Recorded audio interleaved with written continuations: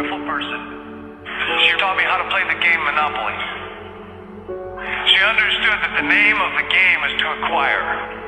She would accumulate everything she could, and eventually she became the master of the board.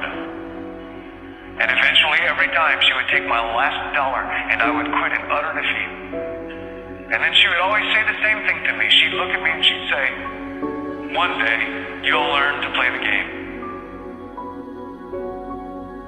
One summer, I played Monopoly with a neighbor almost every day, all day long. We'd play Monopoly for hours. And that summer, I learned to play the game. I came to understand the only way to win is to make a total commitment to acquisition. I came to understand that money and possessions, that's the way that you keep score. And by the end of that summer, I was more ruthless than my grandmother. I was ready to bend the rules if I had to win that game. And I sat down with her to play that fall. I took everything she had. I destroyed her financially and psychologically. I watched her give her last dollar and quit in utter defeat.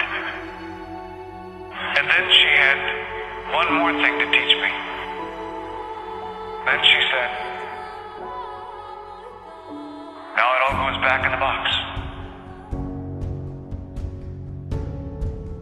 All those houses and hotels, all the railroads and utility companies, all that property and all that wonderful money. Now it all goes back in the box. I didn't want it to go back in the box. No, she said, none of it was really yours. You got all heated up about it for a while. But it was around a long time before you sat down at the board. And it will be here after you're gone. Players come, players go. But it all goes back in the box. Houses and cars, titles and clothes,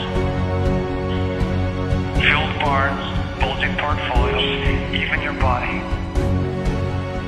Because the fact is that everything I clutch and consume and hoard is going to go back in the box, and I'm going to lose it all. There's not much of an ROI on that. You have to ask yourself, when you finally get the ultimate promotion, when you've made the ultimate purchase, when you buy the ultimate home, when you have stored up financial security and climbed the ladder of success to the highest rung you can possibly climb it, and the thrill wears off, and it will wear off, then what? How far do you have to walk down that road before you see where it leads?